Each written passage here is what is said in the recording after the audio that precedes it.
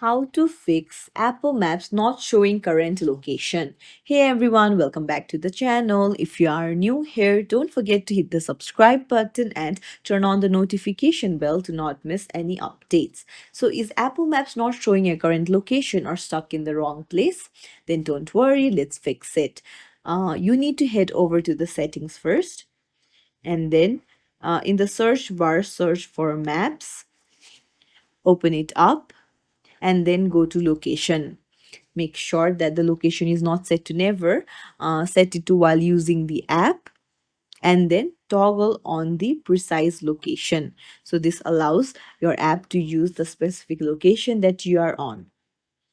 Then if this doesn't work, then come back and go to general, then go to software update, and then make sure that iOS is up to date. Updates often fixes location and GPS bugs. And also check your internet connection. Swipe down from the top right and then toggle on the airplane mode.